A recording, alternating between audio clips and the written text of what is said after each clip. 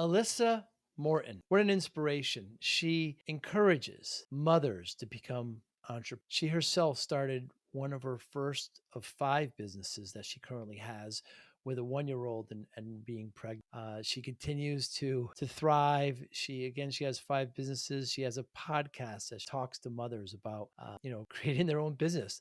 Mompreneur is something that she came up with, which is wonderful. And her story is really really interesting. It's incredible. She worked for for a family business, got frustrated because she wasn't empowered. She couldn't delegate, and so she was not able to do things that she wanted to do, and it became very kind of lazy. She knew exactly what to do there. It was, but through that business, it fueled her to start one of her many businesses. Of course, she's written a book to instruct mothers on how to do this as well. We talk about it in the conversation. It's a really great conversation, inspiring with Alyssa Morton. I know you're going to enjoy it. I certainly. Thanks for. Hi, I'm Joey Pins. People ask me, how did I lose 130 pounds? The quick answer is always discipline. I started my business, wasn't paying attention to my health, was eating too much, drinking too much sweets. My daughter was born. The next thing I know, I'm pre-diabetic, I have hypertension. I knew something had to change. Discipline. I, like many of you, have faced many challenges in your career, in your family, in your life, in your faith. How did you attack them? How did you approach them? How did you solve them, hopefully? It all had to have some degree of discipline. I'm also asked, how did you found and start a tech business? And it lasted over 25 years. Discipline. I was committed to it, enjoyed technology, didn't enjoy some aspects of it, but knew it was necessary. Discipline. Our podcast mission: how do we use discipline to better ourselves and society? Join me, please, as I talk to interesting people and discuss how they use discipline in their family, in their passion, in their careers, and how it helped them. Our podcast vision: growth through learning from others. Joey Pins Discipline Conversations. It'll be light and serious. Join us, please. Thank you for consideration. Alyssa Morton, thank you so much for your time today. Great to see you. I know we met briefly last week at the big Pod Fest. So why are mompreneurs, mothers, why do they make good entrepreneurs? Oh, because they can do anything. They can be, first off, they're multitasking. They've got kids, they've got a mile long to do list that they always get done, and they literally have the most important reason to do anything, which is their kids. And if you're so would they treat their business like their kids? You could say that. I know, like, I do. I have 5 businesses, and I Really? started my first one with 2 kids under 2 years old. Hmm. And I was growing my newborn and my toddler and my business all at the same time. And I treated them all pretty equally. I worked with my baby on my boob while I was building my business and the email funnels and all these things to make them both healthy and strong at the same time. Yeah, and I is it really it comes down to time management? That's one factor, but I think there's more to it than just that because there's the mindset piece, you've got discipline that you need to have. I know you talk a lot about that. There's obviously the time management to be able to juggle all the things and prioritize the right things. There's a few pieces that go into it. So you're at your family's business. I believe it's your uncle, and you're doing well, and you're not happy with the kind of conditions, but the growth isn't where you want it to be. They kind of plateaued out, and you get frustrated, and you want to move on. Tell me about that. Yeah. So it was my uncle's business. I started there when I was about 12 years old, and I was just filing and doing all the paperwork, and I moved up as far as I could. He sold the business, I became the receptionist and then the office Mm. manager and medical biller, and that was as far as I could go. And I would have conversations with my new boss at that time, and I'd say, "Where are we going from here? Like, what's the next thing?" And he would say, like, maybe we'll open another practice or something just to make me feel excited to, like, Mm. build some more. But I'm an achiever at heart. I'm an Enneagram 3. Like, I need Mm, the continuous achievement and continuous growth, and it wasn't gonna happen. I was making, like, $30,000 a year. I would walk into my office and there'd be mouse poop on my desk, like, the lights yeah. would flicker, like, I'd have a migraine every day, no windows, like, nothing positive about that space. So I'm Wow. like, "You know what? Like, the only thing that's gonna work and make me happy is if I start my own business." So that's what I did. I mean, the office manager is the equivalent of a general manager. I mean, they are in charge of everything in that office, and issues with staff, issues with I say customers, patients in this case. I mean, this is where you learn to multitask, to handle different personalities. I mean, without that, could you be where you are now? Yeah, I'd say so. You know, that was a good toe into entrepreneurship and Mm, like running the business, but the title, it was only a title. Like I I had to see. go through him for everything. So I that was part of the frustration is not being able to resolve the Uh, problems that were coming to me. So it was like everybody was giving me all of their concerns and things that they wanted to change and I would start to make the changes and then he'd say like, "No, no. We're going back to the old way," and like stomp over everything. So that was part of the frustration too, was not being able to solve the problems that were coming my way and wanting to be able to make the changes in my own business and be able to run it the way that I would want to have happy clients and happy staff and everything. so he never empowered you. He kind of gave you this Mm-mm. title, but didn't empower you. That's Exactly. very frustrating. Yeah, very. I'm sure many people can relate to that. Yeah, I know a lot. I'm in the tech space, listen, and I know many owners that are similar. They just kind of have this flat management and just delegation. They don't get it, they don't understand it, and they don't do well with it. I know business owners who have 15, 20 employees who still order the paper towels for the bathroom. I mean, what do you do? You can't do everything. Yeah, and So worse, like micromanage too. yeah, So it's like micromanage. Yeah. not only are you not delegating, but then anything that you do, you have to go back and fix it or give like a million stupid busy work kind of tasks that aren't actually moving the needle on anything because you just want to. I can't even explain it. Like, I can't understand the mindset behind it because I'm somebody that delegates everything. It's like, please, like, come clean my house, come fold my laundry, come do anything, edit my podcast, or help with my weddings or something. And do you have an issue with delegation now yourself? No, I'm the complete opposite. I wanna delegate everything. I am a big believer, and I talk about this in my book a lot, is, like, getting rid of the ego that you have to do Yeah. everything yourself, because once you can let go of that ego that you're the only person that can do anything, then you actually start to see the business grow. Because I don't wanna be the CEO of my business, I wanna be a shareholder in my business. I wanna be able to Mm. just collect the paycheck, you know? Like, I want somebody else to run everything. It's very interesting. That's very well put, Alyssa. The two gentlemen that started Google, Sergey and Brin, they never get enough credit for hiring a CEO. They got to a certain point. They said, "We created this thing. We're the founders, but now we need somebody to bring it on." I'll just, Meta, Facebook, they should have done that years ago. And there's plenty of different examples, but it's amazing how you already had this attitude at such an early stage. Mhm. Part of that, like, is definitely listening to podcasts and reading and all of these Mm. things. Because, well, first off, like, I'm a mom. Like, this is my first job. I need to be able to take care of my kids, so I don't wanna be running Mm. a business too.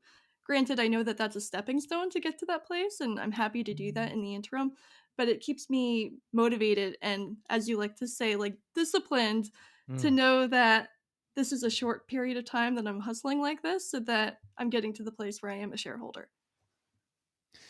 But you say you don't wanna run the business, but you've got at least 6 or 7 that I'm counting, Yeah. but you wanna get it to a point where you don't have to, obviously. So the first thing I remember you telling me, you and your husband, well, you do floral arrangements, you do event planning, but then breaking down events as well, you were saying there was a need, and so you pursued that as well?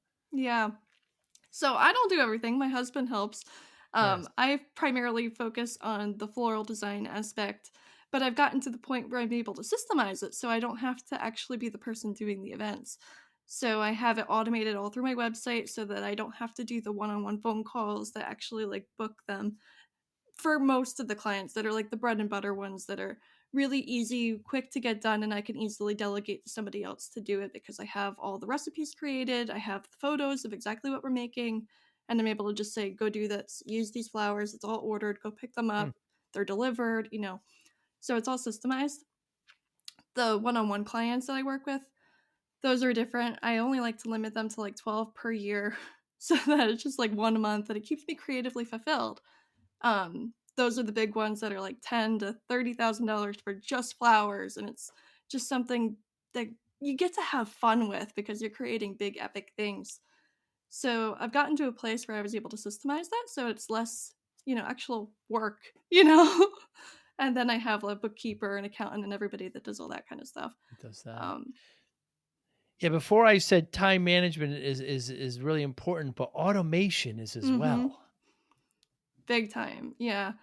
I cannot I have to stress to everybody the importance of like hiring a team and delegating and also the automation piece and Mm. systemizing everything because once you have it automated and systematized, like then anybody can repeat it.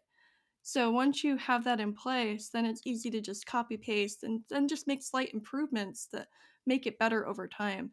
So I'm sure any big company that you look at, whether it's Google, Facebook, Twitter, anything, you'll look at them and see they have systems in place because one person isn't able to do it all. Yeah, we always talk about SOPs, right? Standard operating Mhm. procedures. Make something that can be, repeated every time. But as far as so your first business, as far as I could tell, was floral design. Now, I mean, it's very artistic as well Mhm. to design and gather. And did you have those? You saw a need and you pursued it, but did you have that skill? No. No, I just started it, and it's funny story actually, like, it was right before Valentine's Day, I had enough with my job, and I was like, "That's it, we're doing it." Got the LLC, and I just posted on, like, Facebook and, like, our local group, and I was like, "I've got bouquets for Valentine's Day if you want them," and that's where it started, and I just dipped my toe in, and I just started practicing. I ordered the flowers, I designed them, I started selling them just, like, locally, and, eventually I did some workshops with other florists in the area and learned some of their styles and techniques. I started to get into the wedding and floral business. At this point, I had some practice, and it's a very visual business. So I scheduled a file like they call it a styled photo shoot. So I asked some of my friends that got married recently to wear their wedding gowns. I made a whole bunch of flower arrangements from installations to bouquets and boutonnieres and all sorts of things. I had hooked up with a photographer and a hair and makeup artist so that they could make them all beautiful, Wow. build the relationships with the vendors, and I had a beautiful portfolio to post on Instagram and all over my website, Facebook, and all these places. Wedding Wire and The Knot, like big advertising platforms, so that it looked like I had done a lot of weddings before, but Hmm. I really hadn't done any. And that's how I really started my business was having these beautiful photos and then advertising and starting to freelance with other florists and learning their process and their behind the scenes and getting into venues and all of those back end things. But you decided when this happened, that point of entrepreneurial inspiration. How many kids did you have? I had one and I was pregnant with my second. Now, I mean, we have to explore this a little bit, Alyssa. So your oldest, it was about 1, Not even. No, they're only 15 months apart, so she was 6 months old when I got pregnant with the second one. and would you have made this journey if you weren't pregnant? I don't know.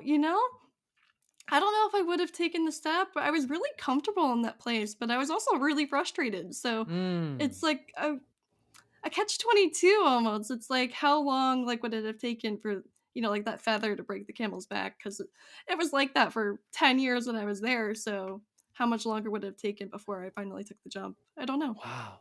And you quit the job and you started this without any clients. You said you started on Facebook. I think you said you got like 30, 40 clients when you started that Facebook group. I mean, that's an amazing leap. And your husband was supportive through this. Yeah, well, you gotta think, I wasn't making enough money to pay the bills. He was the sole breadwinner, so it was like Ah, we didn't have that stress of my income being one of those that's dependable good. things. It was more of an extra.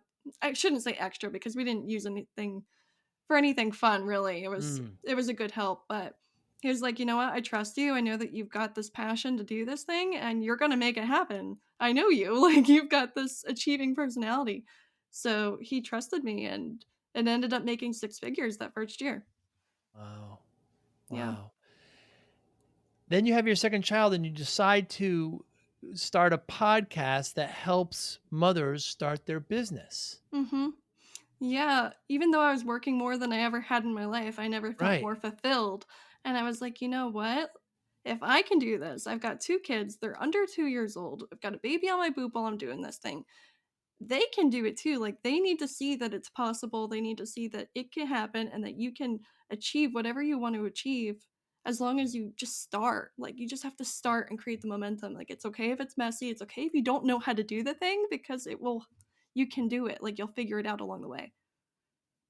Making mommy moves. Mhm. So you start a podcast, you start talking to mothers, you start talking to others that are inspiration. I think you've done, if I'm not mistaken, about 70, 75 episodes. Does it, how many do you do a week? Does it take a lot of your time? How do you find your guests? You're really good at it, by the way. I've watched a few of them. They were great. Thank you. I do have a virtual assistant now who helps with all of the guest Good. speaking as far as going on other podcasts and help getting speakers on mine. What I actually did recently is I had a virtual summit, which helped build my email list and I helped build relationships with other mompreneurs. And they've been a lot of my guests on my podcast also because we had built so many relationships with them. My Mm. first summit that I had 28 interviews that I did. So that's 28 more mompreneurs that are in my circle now that we can connect and do all these things. So they're going to help with my book launch. They're going to come on my podcast. I was on their podcast. And it's like the circle, like, just keeps growing, you know? So I have my virtual assistant now that helps get guests on my show and build it. But it didn't always start that way. Like, it started with just sending emails or DMs or just trying to get in the room with these people. And then that's certainly not enough. No. So you decide to make another podcast with your husband, Power Couples Show. Yeah, I have to be honest, that one hasn't really taken off, like, I've got so much on my plate, and it's Mm, hard to get him to sit down because he's yeah. working full time too, so that's kind of taken a back burner, but it might come back again soon. Yeah, I watched the one about how to buy more time. Cool. And how, and again, that's really about time management. Mhm, and delegating. Yeah, delegation as well. Time management, automation, delegation. Very, very important with and so your book is coming out very soon. Of course, none of this is enough. And your book's coming out and you released the first chapter, which is really cool. And you read it on your podcast, which is really cool as well. And uh, how tell me about the process. Why did you start writing a book? Why? Yeah, so actually the book was really the start of it all, believe it or not. Ah. After I built my business, I was like, you know what, I need to write a book. And I was talking to one of my girlfriends who was in publishing, and she was like, Alyssa, like, that's great, but for nonfiction books, you really need an audience. So that's where the podcast and that's where all of my social channels and stuff came from, the YouTube account, because I was writing the book and I needed an audience to promote it to. And it just all kind of came together. It was this whole personal brand. Um, so the book, it realistically only took about 3 months to write. I'm self-publishing and it launches on February 19th of this year. And I've been working with a coach to bring it to life.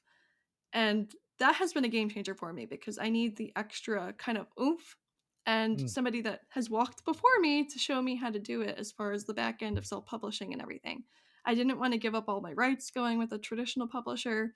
I wanted to be able to use it for more speaking opportunities and engagements and you have more flexibility with the way that you can get paid by using the book. You could use it as a back end, sell it on the back table at speaking opportunities, or you could Mm. use it, you know, donate copies to the speaking opportunity in exchange for a fee. There's a lot of ways that you can get creative with it. And so you say this started it. So you just had the idea while you were still working in the family business to write a book? Yeah, it's been a bucket list item for a I while. see. So when I first started Garden in the Pines, that was really like oh, I need to write a book too. And your process of writing, do you write in the morning? Do you pen to paper? Is it on the computer? Yeah, it was on the computer, and realistically, it was about 30 minutes a day. That's all I could really dedicate to it as far as, like, brain attention.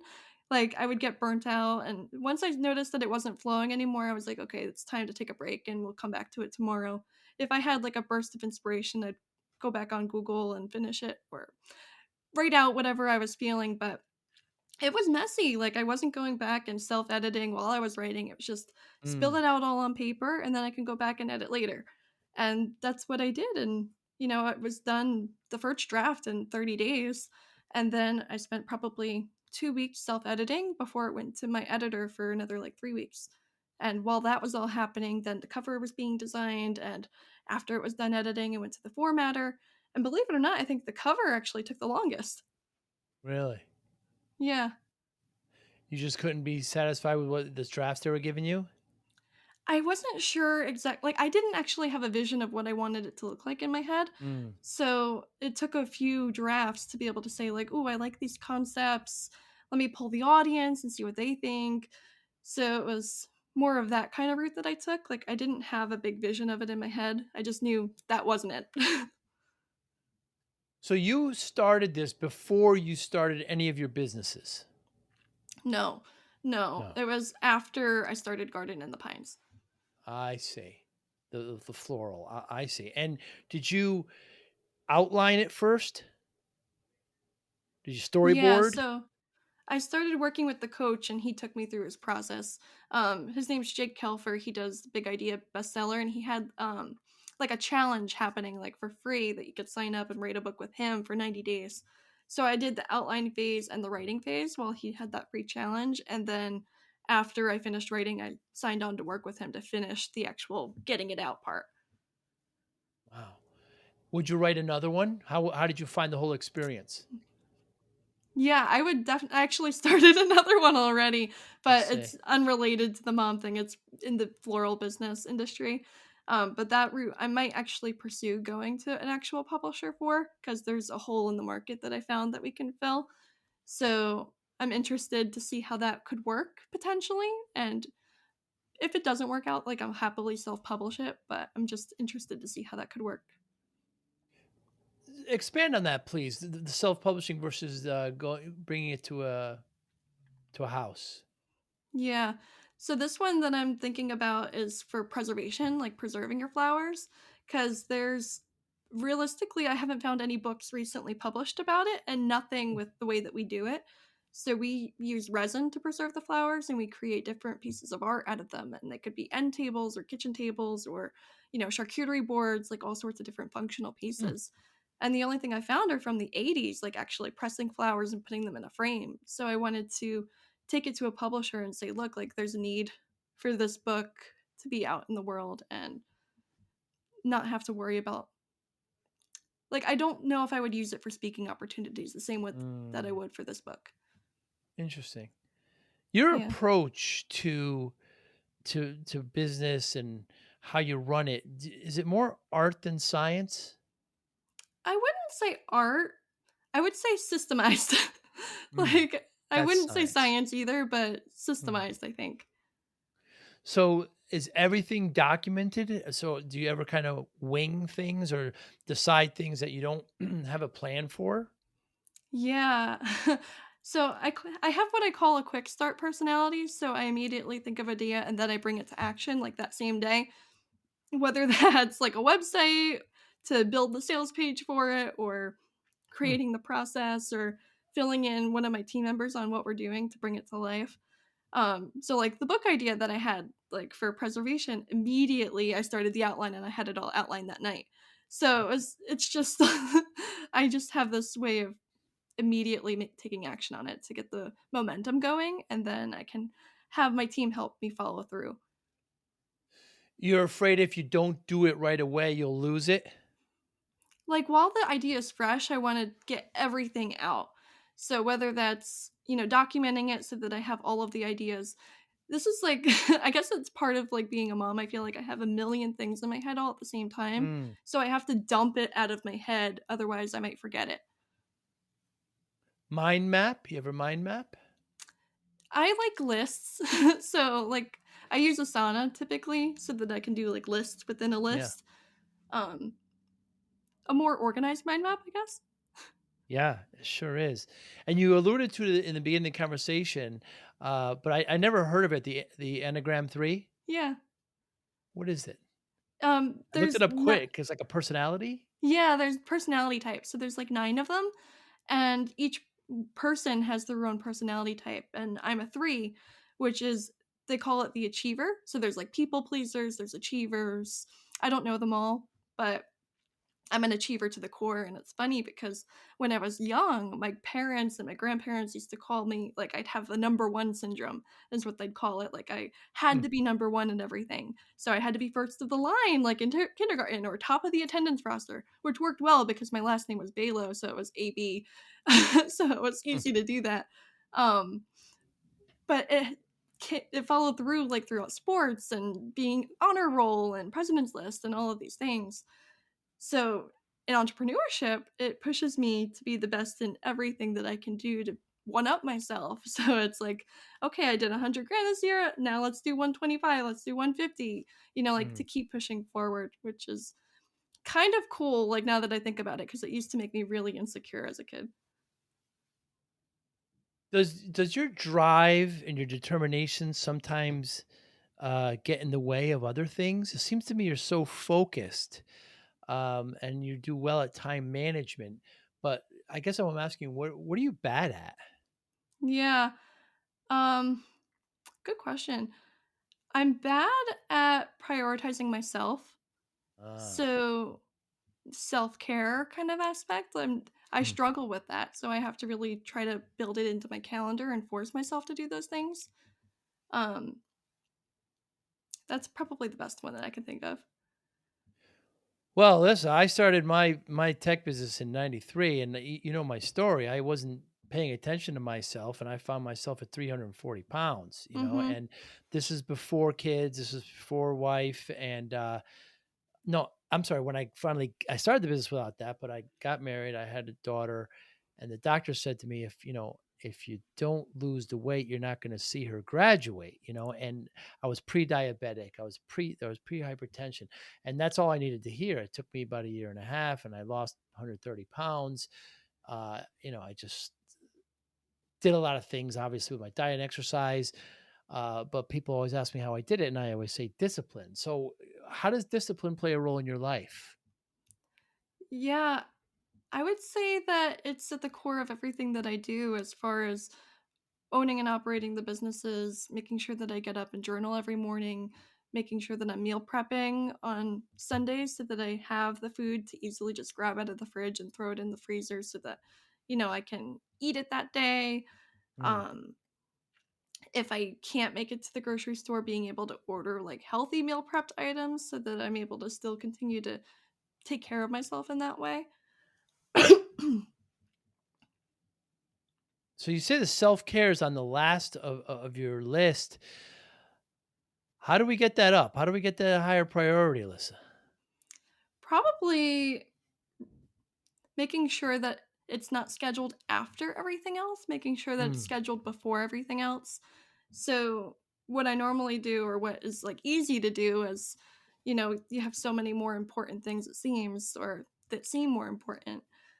You just fill in the gaps with the self care. So, it's like, okay, I have a meeting at 9 a.m. and 10 a.m.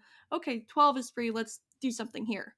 Mm. So actually scheduling in at 9 and saying, "Okay, well, I have meetings available at 10 and 11," is how do you make it more of a priority, I would believe. Please don't have a doctor tell you you better do this or else. I guess that would be my only advice there. Yeah. And when you were a young go-getter like you said you were, and you were in your family business, I mean, did you consider yourself a disciplined person? Yeah.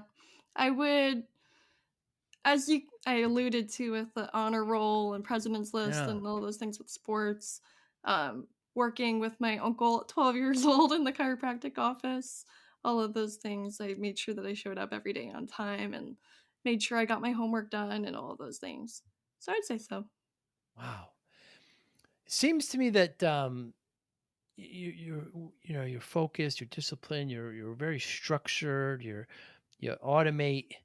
You prioritize. It seems to me when somebody's like that and they're so, you know, I'm going to use the word scientific, but so systematic, uh, to have an outlet like designing flowers seems to push against it. Yeah. I guess you could say that.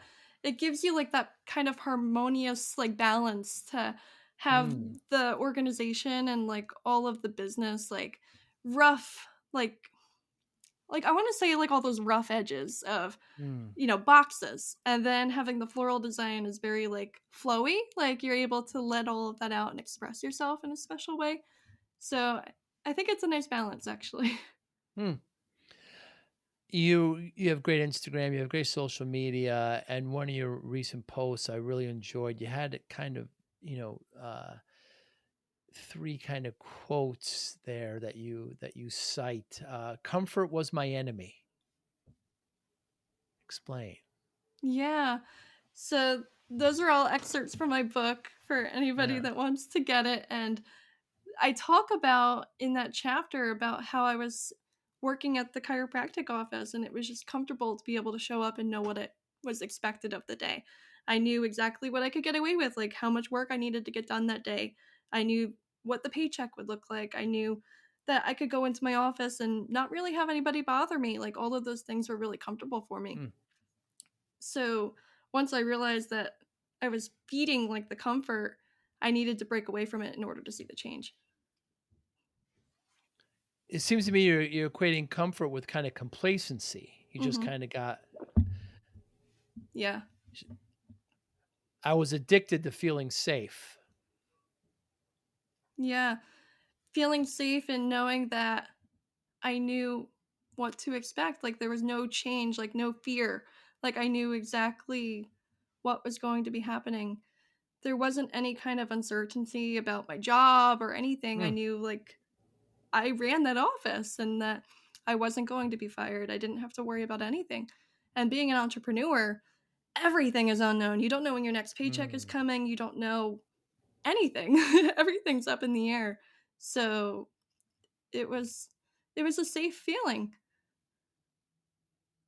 And again, all fuel, all, you gathered all this and knew you wanted to do something completely different that was just going to be different than this. Mhm. Without any of this, you might not have taken those leaps. Yeah. True?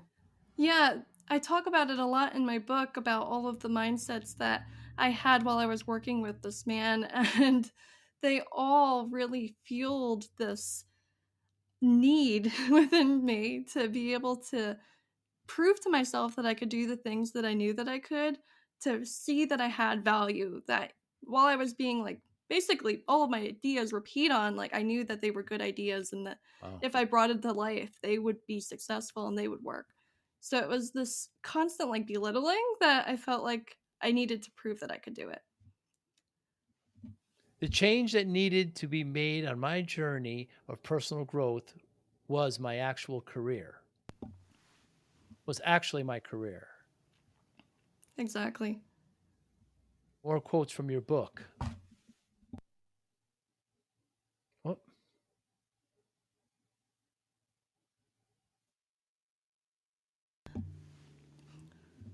yeah. You all right? Yeah, I was just having a coughing fit, so I wanted to mute it so that it didn't No ruin your problem. audio. No problem. Why was the personal growth your career? Yeah. So I knew that in this business that I was working with, I was never going to reach the income goals that I wanted to have or be able to provide for Mm. my family the way that I wanted. So at the time, I really was optimizing for money. Like I needed to make sure that I was bringing in as much as I could, and that wasn't going to happen in that dead end job. Hmm. It's amazing to me that those times that you were fighting, you say there was there was mouse poop everywhere and it was dark and you were not able to, you weren't being empowered. I mean, you just you just pushed and rebelled so much against that it drove you to be the entrepreneur that you are now. Mhm. Yeah, it's almost like a teenager that's, like, constantly being told no by, like, their parents, like, "Watch me," you know? It's amazing. So what's next for you? Yeah, so this year, we've got a really full calendar with our strike business in particular. Um, I'm really working strategically in Garden in the Pines to make connections with bigger planners and photographers to do more of those high-end weddings that I love, um, and really systemize the rest so that I can have freelancers take care of the ones that are booked that are, like, under 3 grand, that are quick and easy to deliver. And then I have my book, like, and I really want to see future speaking opportunities come from it so that I can help empower other moms and really encourage them to take the step out of whatever kind of hell that they're in as far as their job or their daily life. If they feel like they're just a mom or like they can't do anything else, I want to show them that they can and empower them and help them do it. Like, not just show them my story, but also hold their hand and walk them through the process. Stay positive. People spend years practicing for a marathon before they even begin to run the race. One of your posts, Yeah, Instagram. that was actually as a result of Podfest, believe it or not. I came home and I was Ah, talking to my husband, and I was feeling really discouraged because, I'm into my podcast 60 episodes. I've been doing it for 6 months, and I'm like, I'm not seeing the growth that I want. And he was like, Alyssa, the people that you're connecting with at Podfest have been doing this for 13 years, 9 years. Like, mm, you were 13 years old when they started their podcast. They're like, this is just your practice session. You're not even at the starting line yet. You're still figuring out who you're talking to and what they want from you and dialing in everything. So it's like you can't be mad at yourself because you're practicing.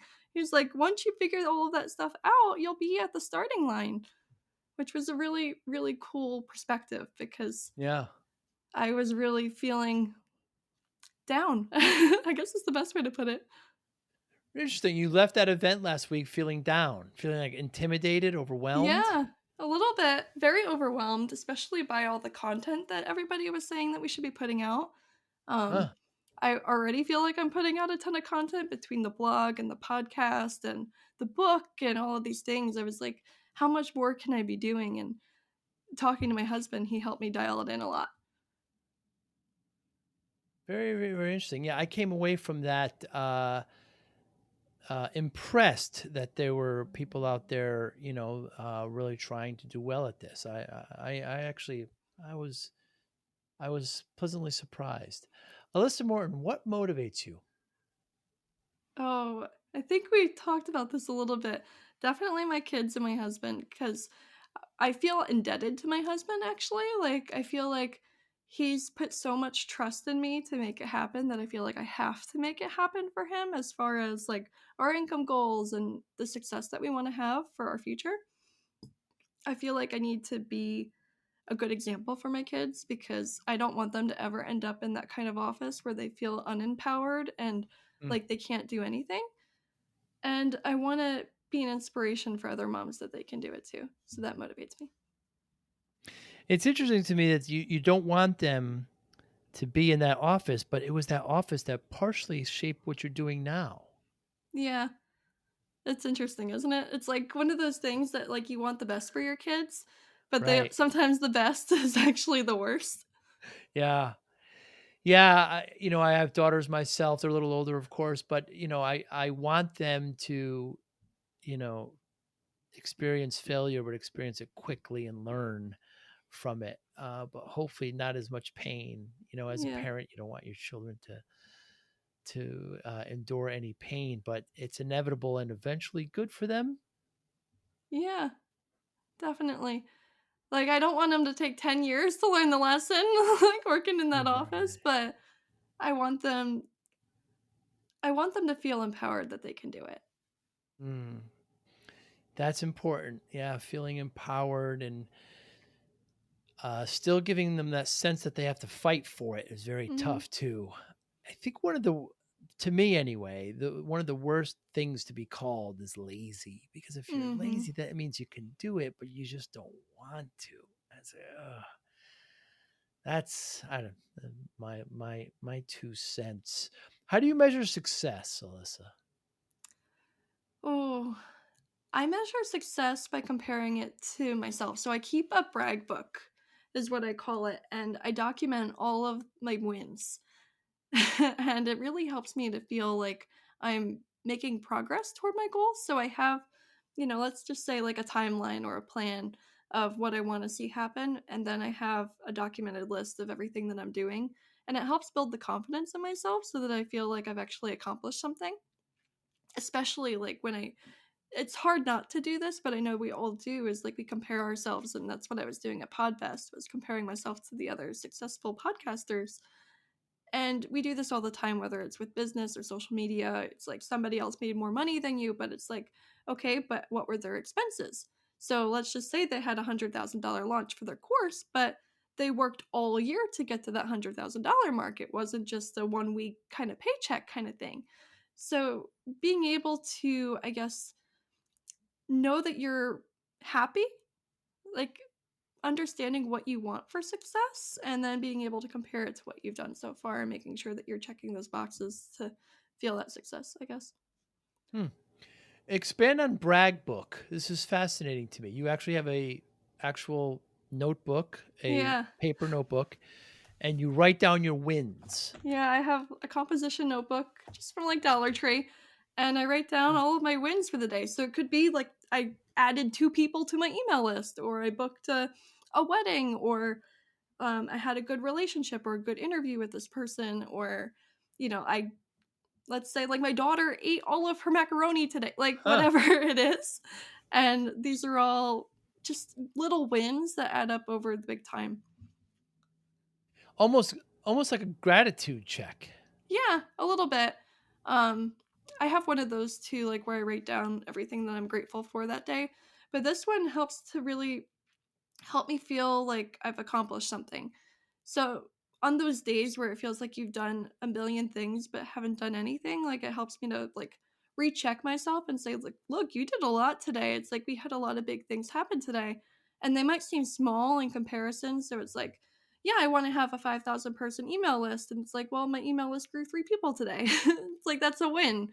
So, checking all of these wins really helps me feel grounded and make sure that I'm not comparing myself or feeling like I haven't done anything. Like it helps build my confidence.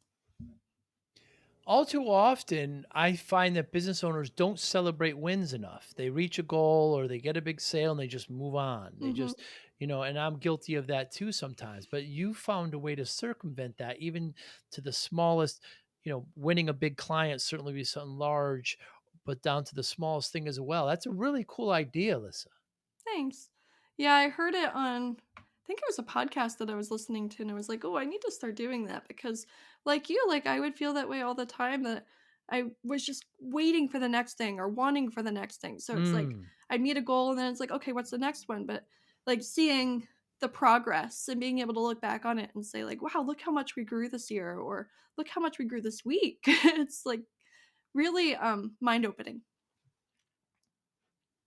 It really is. And I love what you're doing, Alyssa. And I know a lot of I knew a lot of mothers with young children who would just kind of go into this postmortem, and it's a depression sometimes, and but you found a way to use it as inspiration, to move on, to create these businesses, and then not only that, but to help mothers do it as well. It's a sign of a remarkable person, and I appreciate it. And I want to think that those who watch the podcast and that will read your book will do the same. It's a job well done, and I appreciate it. Thank you. Thank you for saying that. I'm a words of affirmation person, so hearing that like is really nice. Thank you. Yeah, it'd be a tragedy if you didn't, like you said before, if you didn't, write this book and have the podcast and show others that this is possible. I can do it, and you can do it as well. And here's how I did it, and maybe you could do it as well. Thank you so much excuse me, for your time. It was great meeting you last week.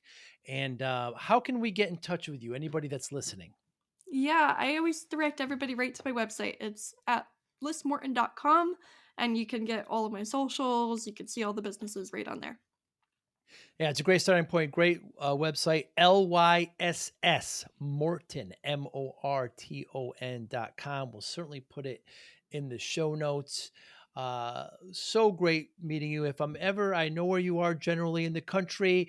If I'm in the area, perhaps we can, with your husband, get a cup of coffee and talk about the success of our endeavors. Oh, I'd love that. Thanks for having me on, Joe. You be very well, Alyssa. Bye now. Bye. Thank you for listening and or viewing Joey Pinn's Discipline Conversations. Please share this episode with one or two of your friends who you think may benefit from the episode. Our website, www.joeypins.com. There you'll find lots of resources and you could join our mailing list. Please follow us on all our social media, Instagram, Twitter, and Facebook. Podcast information, the video version of our podcast is on YouTube. Please subscribe. Audio is on all major podcasting platforms. Please follow them. And if you like it, please consider giving 5-star rating. Would really appreciate that. Would you like to financially support the podcast? You can go to our Patreon site. Consider $5, $10, or $20 a month. There's all kind of plans that we have there. There's like a one-time payment. What is this podcast episode worth to you? $25, $50, $100, $500, $1,000, $5,000. You be the judge. You can go to our PayPal account to do that as well. Thank you again for listening or watching Joey Pinn's Discipline Conversations.